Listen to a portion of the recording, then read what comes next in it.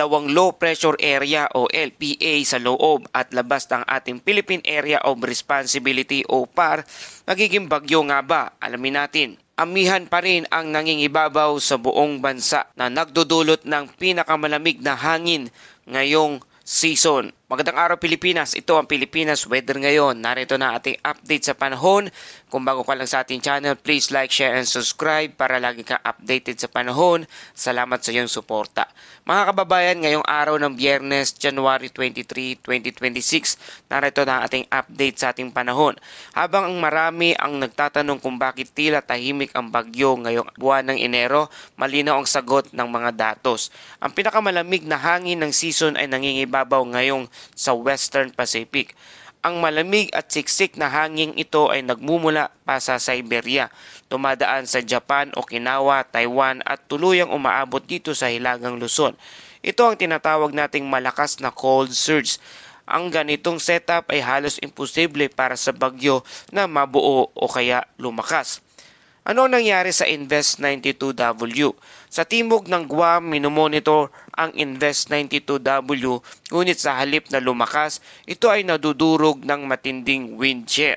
Sa simpleng paliwanag mga kababayan, ang malamig na hangin ay parang isang pader. Kapag sinubukan ng isang tropical system na umangat, hinihiwa ito ng hangin mula sa itaas. Kaya napupunit ang ulap at nahihila palayo ang ulan mula sa sentro nito. Ito mismo ang nangyari noon sa bagyong Tropical Depression Ada. At ito na rin ang nakikita natin ngayon. Itong nabubuong Invest 92W na posibleng maging isang bagyong Basyang kung sakaling ito'y lalakas pa. Kaya kahit walang bagyo, hindi ibig sabihin ay wala ng epekto.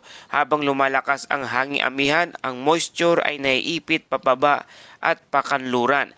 Mas maraming ulan pa rin ang inaasahan sa lugar ng Mindanao, Southern Visayas at ang pinakamalakas na ulan ay posibleng maranasan sa lugar ng Siargao, mga lugar na malapit sa Tacloban. Cebu ay maaaring makakaranas din ng ulan pero hindi inaasahang malakas.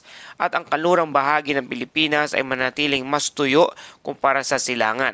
Paalala, hindi kailangan ng bagyo para magdulot ng baha. Narito na ating cold surge highlights sa regional view.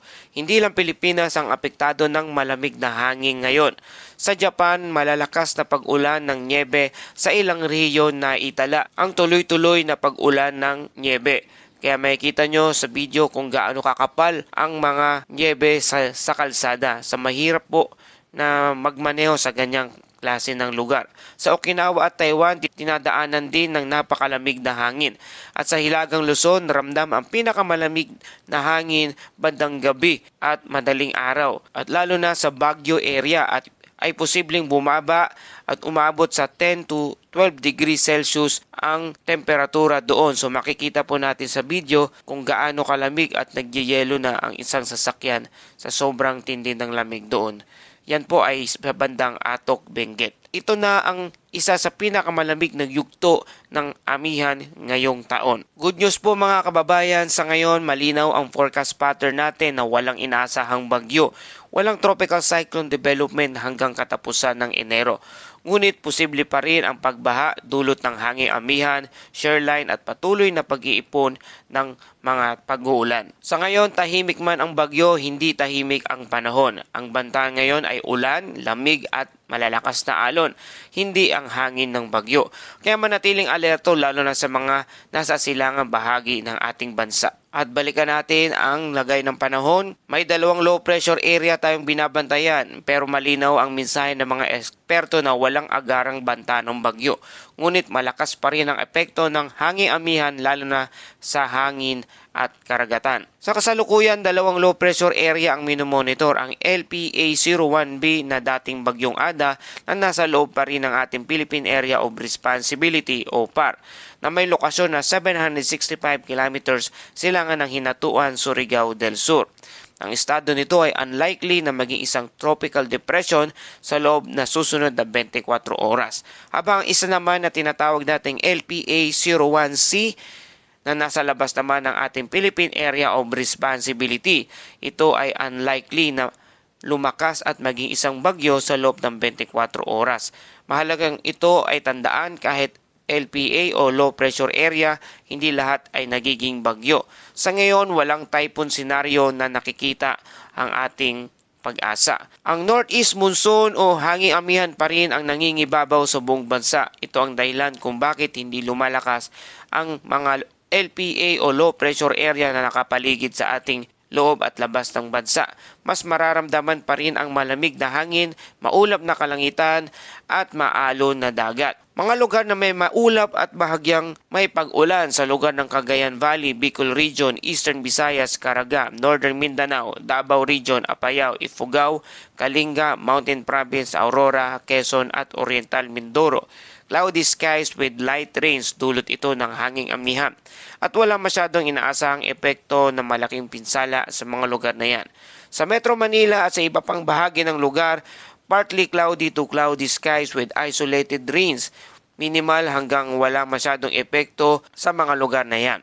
Para sa hangin at kondisyon ng karagatan sa silangang bahagi ng Southern Luzon, Visayas at Mindanao, ang hangin ay strong to gale force wind na may direksyon na northeast to north na may alon na rough to very rough seas mula 2.8 hanggang 4.5 metro ang taas. Delikado pa rin ito sa mga maliliit na sasakyang pandagat.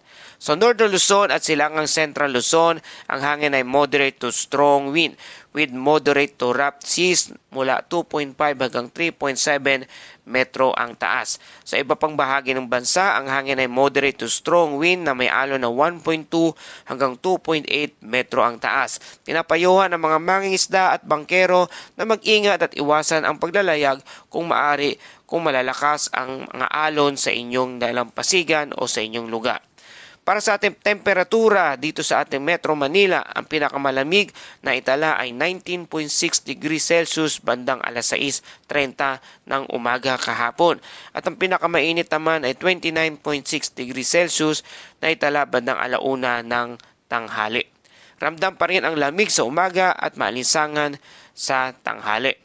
At para sa ating astronomical info sa Metro Manila, kaninang umaga, sumikat ang araw bandang alas 6:25 ng umaga at lulubog naman mamayang alas 5:51 ng hapon. Sa madaling salita mga kababayan, may dalawang low pressure area o LPA pero mahina at hindi organisado.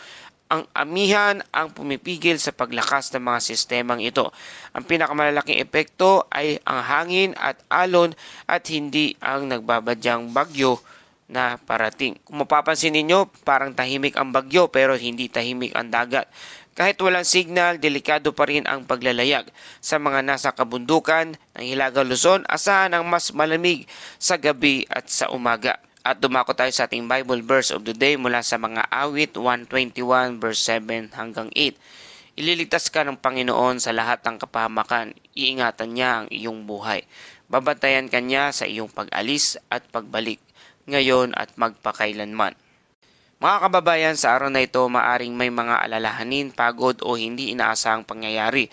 Ipinapaalala ng talatang ito na ang pag-iingat ng Diyos ay tuloy-tuloy at hindi napuputol.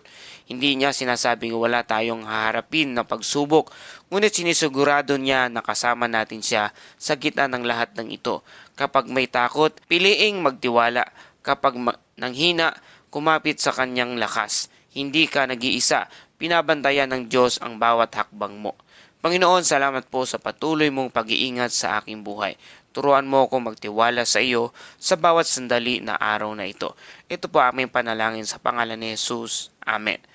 Maraming salamat mga kababayan sa inyong patuloy na pagtutok at pagtangkilik dito sa Pilipinas Weather Ngayon. Kung nagustuhan nyo ang balitang ito, please like, share, and subscribe para lagi ka updated sa panahon. Ito ang Pilipinas Weather Ngayon na lagi nagpapaalala, mag-ianda, mag-iligtas, mag-alerto, ingat tayong lahat.